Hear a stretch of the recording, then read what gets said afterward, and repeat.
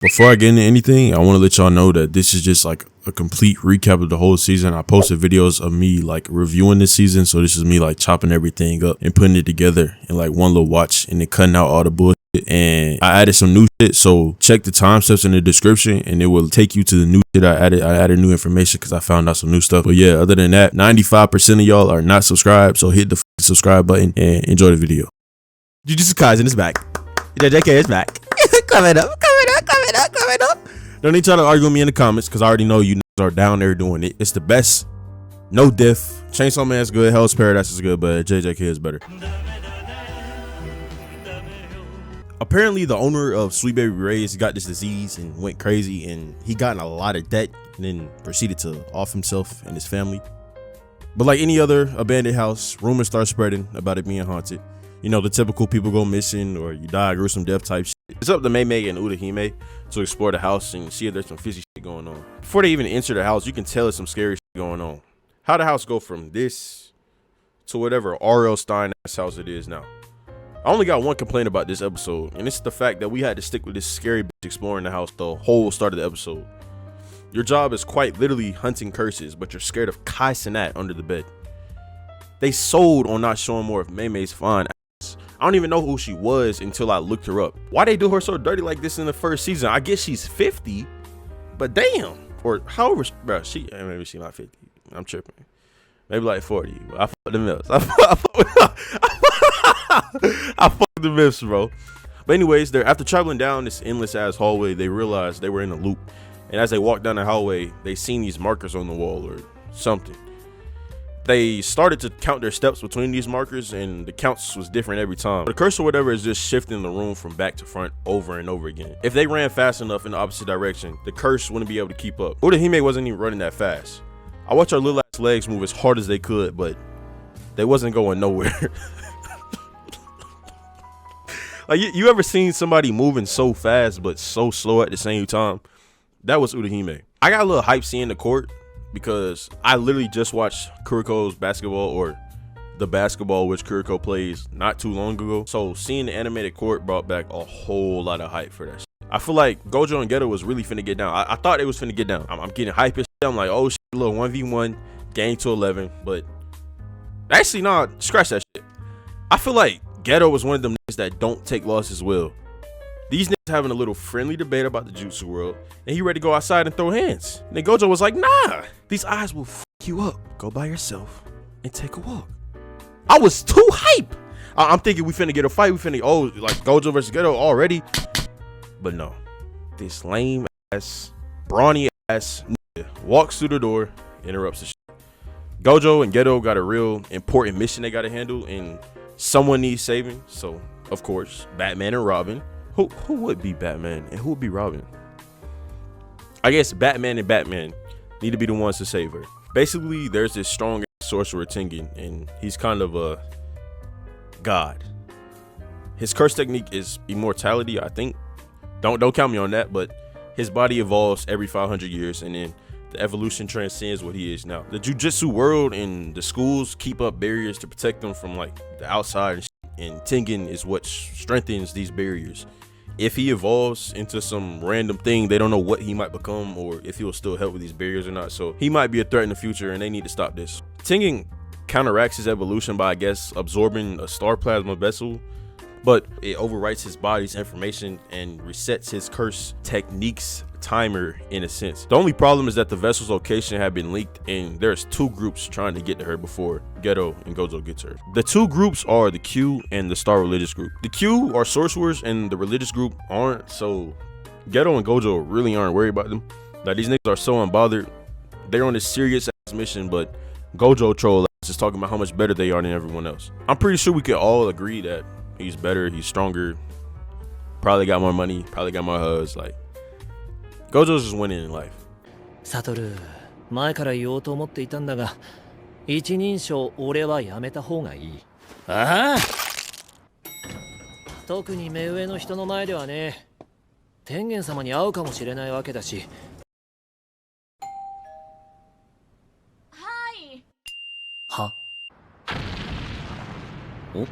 ？I can't even lie. Like, I can't even hate. The Q are low-key code for this doorbell shit.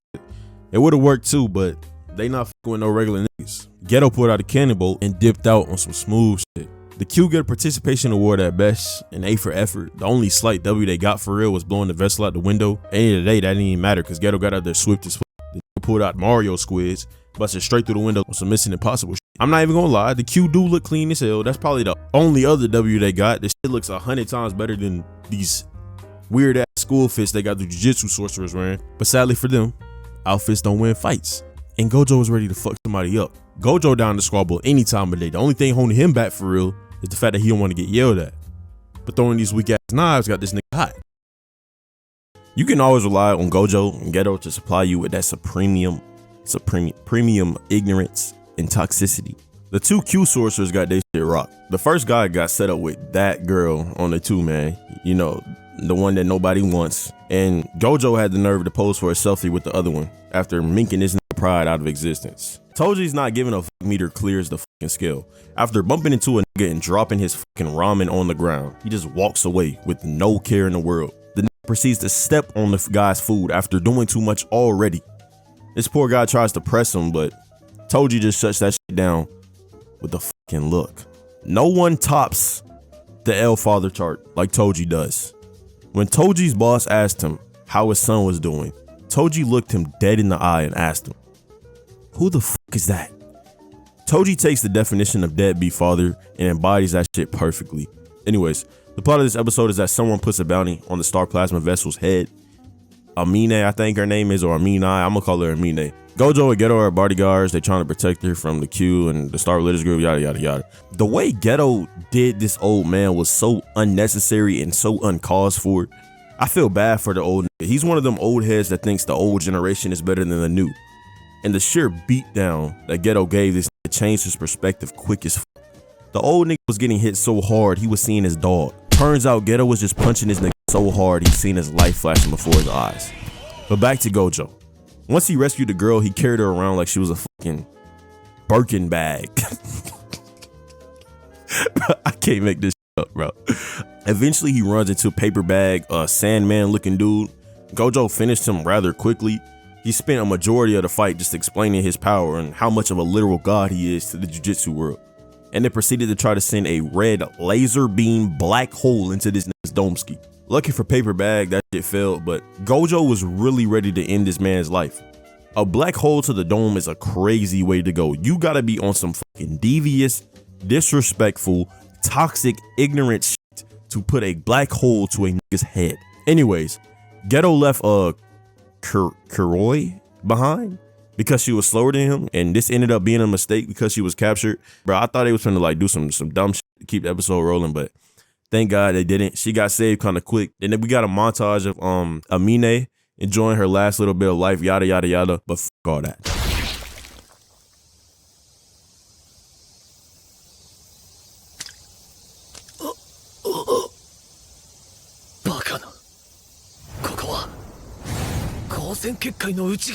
We thought Gojo couldn't be touched. Toji drove his sword straight through this nigga's chest. Had this nigga baffled. Toji snuck behind that nigga with the fucking ease. And there wasn't really shit Gojo could do for real. Toji was moving fast as jumping tree to tree. Gojo might as well have been fighting blind. I guess he did that little, I don't even know what he did. I think he used that little blue ball and like put them on a fucking own battlefield, but that shit ain't work. Toji could launch a surprise attack at any moment, and Gojo really had no mean of saving himself. And that is indeed what Toji did. His curse tool was powerful enough to release Gojo's infinity, and this allowed him to cut right through this nigga's chest. Toji left this nigga looking like roadkill. I was not lying when I told you that this nigga Toji is fucking wicked. From season 1 till now, Gojo has been this unstoppable, unbeatable force that can be touched, let alone killed. And now it has been displayed that all that shit is fucking cap. And Gojo is a weak little bitch. Let me calm down. I'm getting too ahead of myself. The final scene was actually really heartwarming. It's kind of nice to see the two trolls actually care for somebody. I mean, they are the two strongest in the verse, so if anyone could protect her, it would be them. I mean, they actually deserved a long life. I feel like everybody knows that Star Plasma Vessel shit is wrong.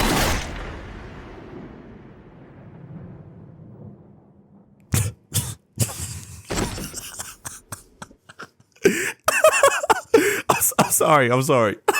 I know I shouldn't be laughing.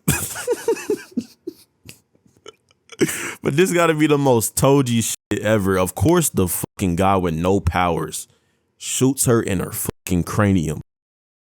So the episode starts out with Geto and Toji in this Muzan ass dimension. I'm pretty sure this is Tengen's living quarters, but damn, what she need all these rooms for?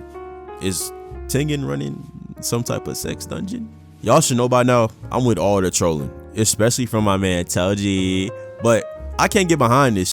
The sound this nigga made was so vile and disgusting. I just know that shit smell like old grandmas and expired semen. Geto was cooking a little. I'm not gonna lie. Geto was cooking. He got that little curse manipulation shit. Hell nah. The curse slapped the shit out of this nigga hand. Probably gave that nigga Geto a memory of his daddy or some shit. I don't know what type of medieval swordsmanship Toji was using, but it was good enough to turn this Geto into Red X. I love Toji, bro. This is the look of a man who truly gives no fucks. The kick after two, just fucking devious, bro. Mid fight, the GOAT remembers his son's name. Imagine beating a nigga and then unlocking a memory. Toji's just on a whole nother level. Anyways, Toji successfully captured Riko and claimed his bounty. Y'all already seen the episode, so f this.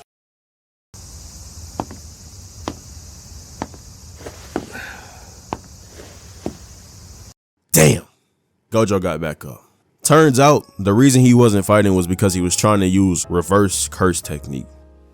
For anyone confused about it, curse energy is negative and it enhances the body. Think of the number -1. When you multiply -1 by -1, you get a positive, or the opposite, 1. So instead of enhancing the body, it regenerated it. So while Gojo was getting packed up, he was trying to multiply his energy to reverse it, I guess. Bro, I'm not an expert. I just wanted to sound smart. I'm not gonna lie, the reverse curse technique must increase dopamine levels, cause this nigga looked like he off one of them big white pills. I think Gojo might have took a perky worky. So a lot of people are confused on why Gojo was acting so crazy, or like I said, off a perk. But the true reason was that Gojo learning reverse curse technique was an enlightening. If you remember before, he couldn't master his red technique. Gojo did not know everything to know about curse energy and curse techniques. So he was trying to do these complex moves, but he was struggling because he didn't understand it. But in his death, everything kind of just clicked for him. Gojo was able to comprehend everything about curse energy. In Jujutsu Kaisen, your strength is basically comparable to your understanding of curse energy. Gojo now understood it completely and he got an extreme power up. My theory is that he was high on his own power. If you remember when Megami finally opened up his incomplete domain expansion, he kind of looked a little crazy. In Jujutsu Kaisen 0, Yuta went crazy when he was fighting Kenjaku. He learned reverse curse technique and got stronger during that fight, and then you could tell he was a little off too. Perk technique. Red. Bro, whatever this nigga is on is saving him. This Mickey Mouse ass plot armor is saving the white haired light skin. Just a few hours ago, he was getting his chest caressed, and now he's dodging everything. Did this nigga just float? Is this the true power of a god? I feel like at this point Toji knew this wouldn't be no easy fight. This nigga is stretching and getting ready for some dumb shit. Veins popping and all. The GOAT just wasn't stretching though. He was analyzing. Gojo's powers is just Isaac Newton's 3 laws. Stop, pull, and push. Child's play for our GOAT. Throughout heaven and earth, I am the honored one. I gotta give Gojo a hand. Death has led him even closer to becoming a god. We've all learned in school the law of conservation of mass. Matter cannot be created nor destroyed. And this nigga managed to do something truly impossible. The move is even named imaginary. Imaginary means something made up. This nigga created a purple mass from nothing but his thoughts alone. On a serious note, can we get a moment of silence for Toji? You gotta be a real ass nigga to have a chunk of your body missing and stand there like nothing happened. It might not seem like it, but Toji might have been a decent father after all. His son was finna be sold off to another clan, so he told Gojo about it to put his son in a better position. He might have forgotten his son's name, but I still see a good father in there somewhere. Toji is and forever will be my GOAT. He died standing like a true legend and never kneeled down to Gojo in the face of adversity. The last scene is kind of crazy. You gotta feel bad for Gojo and Geto. They wanted Riko to be able to decide her fate. They're both kind of fucked up at the fact that they weren't able to give her that choice. They failed. The reason Gojo apologizes is not because he's sad about Riko dying. He's apologizing because he doesn't feel any type of way about her dying. He feels completely selfish at this point, and that's also why he asked Geto if he wanted to kill those people clapping. He could care less if they lived or died. I want to do that same shit too if I got embarrassed like that by Toji. Fuck Gojo and fuck Geto. Team Woji on top.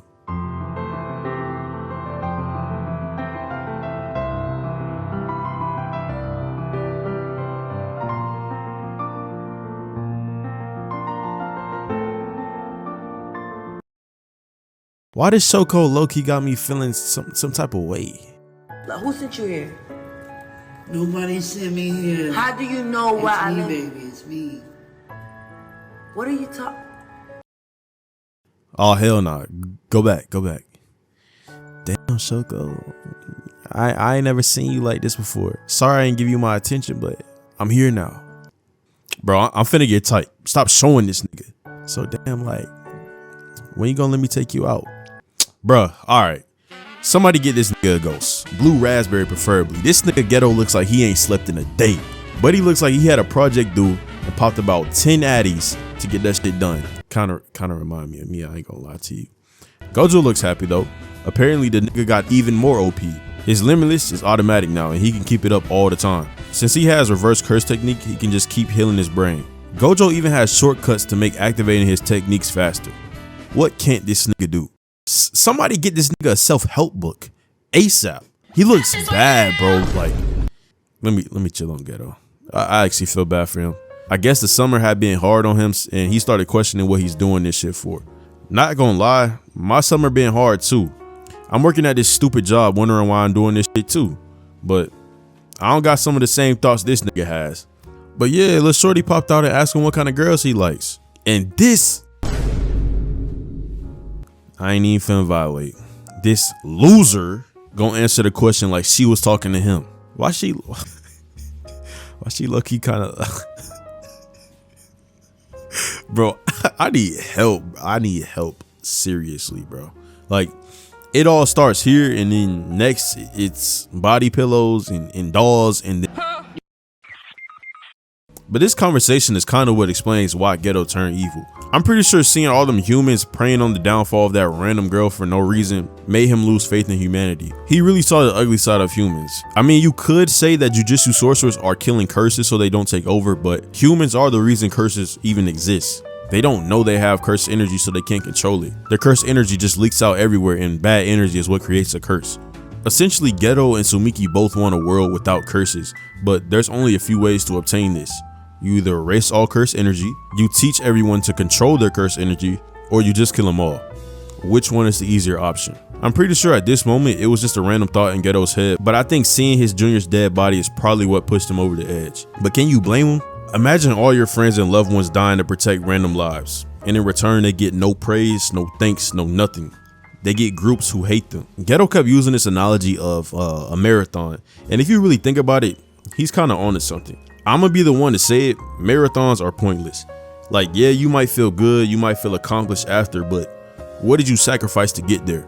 A real strict diet, hard training, probably rashes, and a whole bunch of pain after a long ass race. Like, yeah, woohoo, accomplishments, but you went down this hard ass path to get there. Comparing this to jujutsu sorcerers, their marathon is saving humans and killing curses. The end of the marathon is a life with no curses. But again, what will it take to get there? The death of people you love, depression, constant pain, and constant agony. And to Geto, it just simply wasn't worth it. He wanted to achieve his goal as fast as he could, any way he could. That's why he started killing. His motto was become a sorcerer or die. The sheer look on Gojo's face when he learned of Geto's actions, you can feel this nigga's pain. Geto pulled up. I'm assuming he was trying to recruit or some shit, but I don't think Shoko was going for that. Bro, map up. I love y'all and shit, but this PS2 animation gots to stop, bro. Why do they keep drawing this niggas like this? Like, first it was them, that ugly ass walking scene, and now it's this old Nintendo Michael Jackson ass simulator. Stop it. But yeah, Geto and Gojo had a little back and forth about Geto's wrongdoings, but Geto's just a lost cause. He got his plans and he finna stick to them. Gojo was finna end him, but he couldn't. See, this is the problem with anime. The power of friendship bullshit just be causing so many problems. Gojo could have saved so many future lives, but now he want to find a way to talk him out of it. I'm sorry, Gojo. You might be the god of your verse, but only one boy has talk no jutsu, and you're not him. There's one part of this conversation that leaves everyone stumped. Geto asks Gojo if he's the strongest because he's Gojo, or does being strong make him Gojo? The question is very hard to answer. It is a rhetorical question. It's not meant to have an answer to it. But if you really sit down and think about it deeper, you will find the answer yourself. Another way you could phrase the question is, did you become the strongest because of the person that you are? Or did you become the person that you are because you're the strongest? Again, it makes no sense. But when you sit down and really think about it, it kind of comes to your head. It kind of just clicks in your brain. I can't put it in words. I done tried. I done sat here and tried to write it out. I can't think of it. Another thing that happened was Gojo told Geto that his plan was pretty much impossible. But Geto told him that no, his plan wasn't impossible. Gojo could do it. He managed to do something truly impossible. The move is even named imaginary. Imaginary means something made up. This brings me back to the question. The way Geto thought about it was, if I could become as strong as Gojo, then no one will be able to stop me. If becoming strong makes me like Gojo, then I can do what I need to do. But if Gojo is the strongest, then I can't become him. It's really hard to explain. It really makes no sense, but if you get what I'm talking about, you get what I'm talking about. The shit Geto did next might be on par with Gojo's get back. I can't even lie. All them people clapping had been stuck in this nigga head for months. So Geto took over their organization, said this is my shit now, and proceeded to murk niggas for the fun of it. Oh, and he's not done. Geto then proceeded to throw the mic and said, listen, you monkeys, listen to your master before Wait, oh, hell no. Geto ain't getting away with this shit. First, being a homophobic is one thing, but racism too?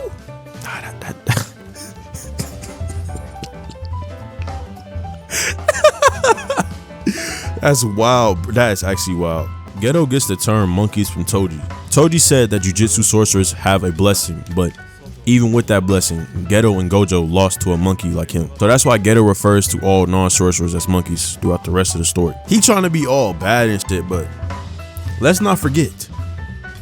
And then we cut to Megumi and Gojo meeting for the first time. Megumi was on straight time and it was a badass for a good few minutes.